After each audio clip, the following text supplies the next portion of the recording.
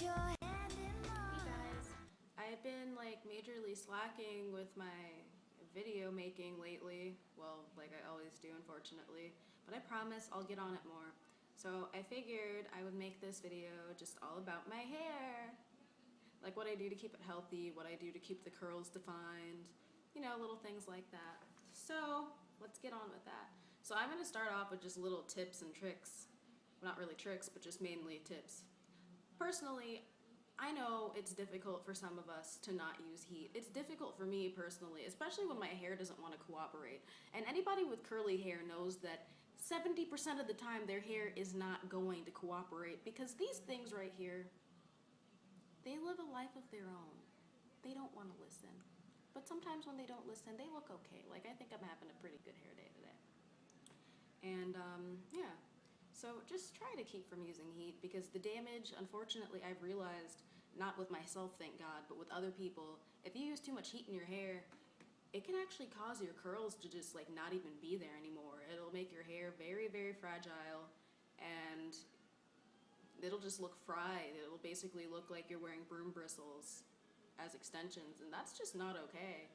I'm not with that. So I think about that every time. I'm just like, I need to straighten it. I need to do it now. And that usually helps me out. So there's one tip out of the way, but hey, you all know that. And another thing, make sure to deep condition at least once a week, or even twice a week if you want to. Personally, what I use to deep condition, I actually just go take some warm water. I use it to open up the follicles. Is that what it is? I just open up the hair. I'm just gonna say that. And then I take my Garnier Sleep and Shine conditioner. It smells so good. You can get it anywhere. Target, Publix, Walgreens, Rite Aid, Dollar Store, anywhere.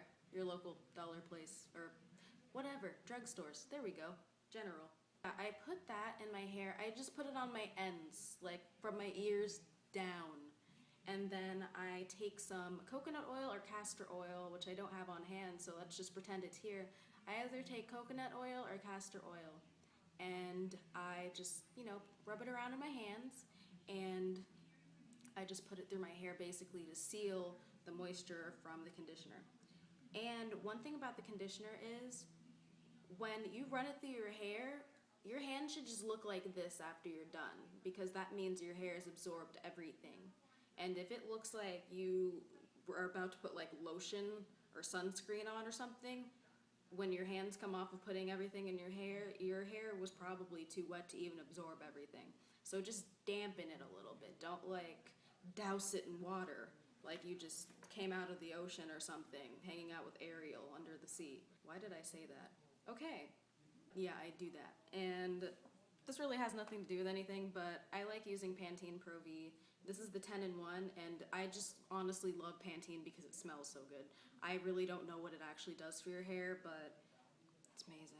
That and focus on your scalp when you're washing your hair too, because honestly, the rest of this, if your hair is really curly, like you don't really need, well, you do need it to like clean your hair and all that, of course, but it'll like help to dry out your hair more. So if you do put it through all of here, which I do as well, I just don't overdo it.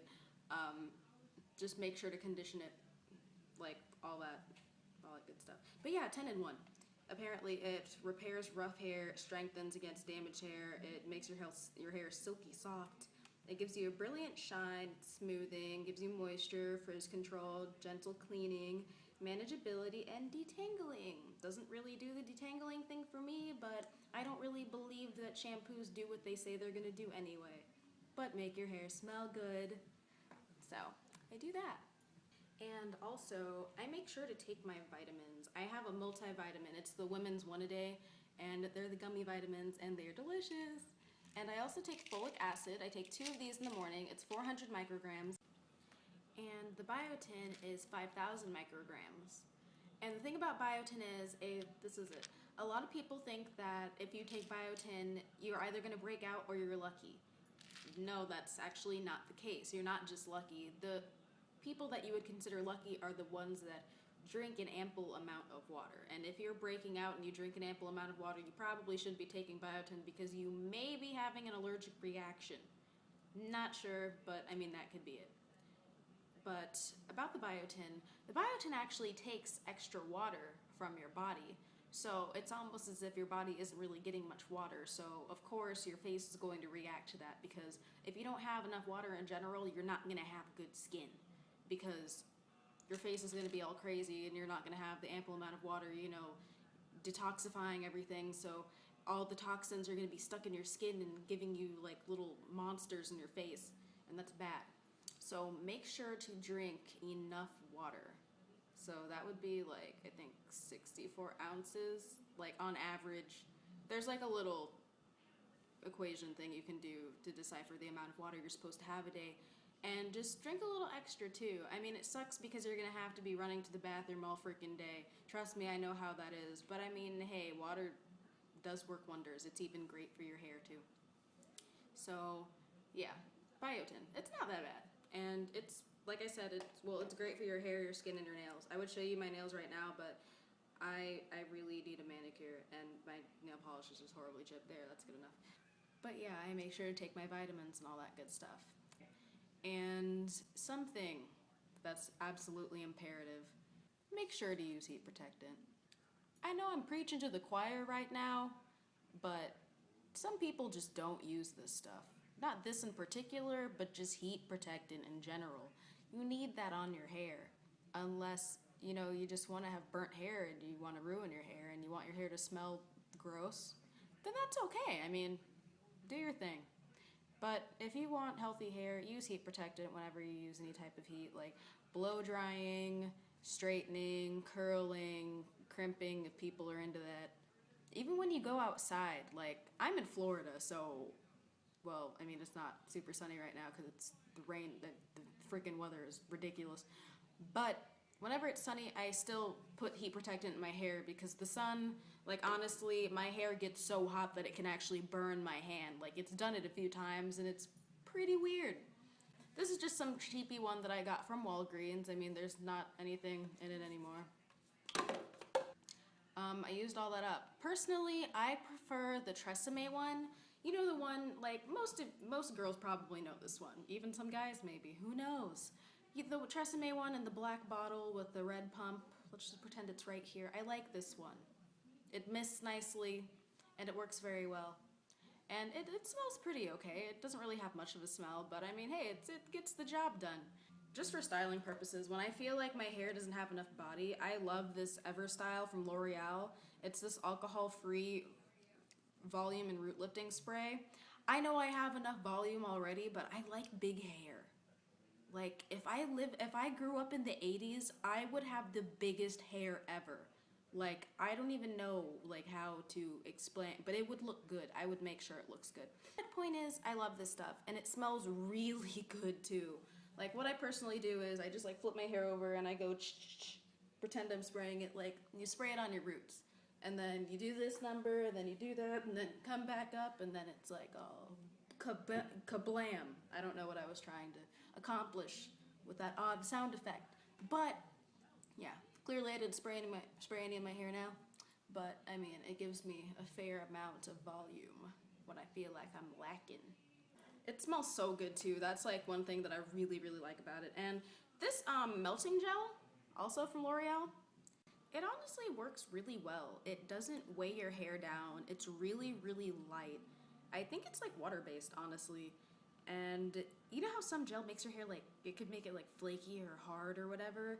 This doesn't do that. So if you actually like that, then stay away from this melting gel stuff. But if you like your hair to be like, you know, pliable, malleable, and still soft and all that, definitely use this. The only downside is it doesn't really smell that good. Like it just kind of smells like nothing, basically. But it works really, really well. Like it says, flexible control without stiffness. It does not lie. And it has a fairly strong hold. I mean, I don't know. I'm more used to the Garnier Fructis gel or the Aussie gel, and that stuff is just kind of like, for your hair. If anybody knows what means, which means doesn't let anything move. Sometimes I do like that. But in this case, I'm kind of enjoying the fact that my hair can actually, you know, move. I don't have any in right now. Right now, I only have, like, conditioner in my hair.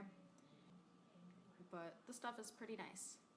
And another thing that's really, really good for your hair if it's naturally curly, it's this Shea Moisture stuff. It's this Curl and Style milk, and it's made with coconut and hibiscus. It smells so good, and it's so great for your hair. Like, it conditions your hair, and it gives your hair hold, and it makes it pretty, and it takes the frizz away, and it's just fan-frickin-tastic.